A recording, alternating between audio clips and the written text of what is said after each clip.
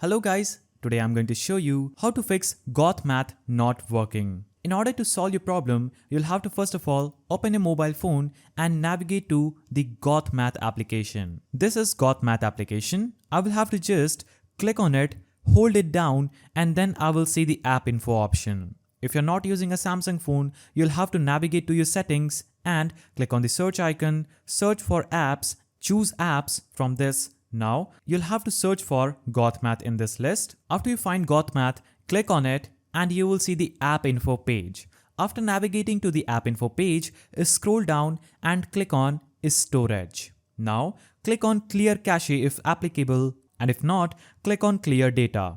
After you click on clear data, all the data from the Gauthmath application will be deleted, it will be reset and your problem will be solved. Now, if this doesn't solve your problem, you'll have to simply come back and click on the uninstall button here, click on OK. Now, Gauthmath application will be uninstalled from your mobile phone. What you'll have to do is navigate to Play Store on your mobile phone and click on install button after Gauthmath. So these were the two ways that you can try to fix your problem that Gauthmath is not working. If you found this video helpful, please don't forget to like and thanks for watching.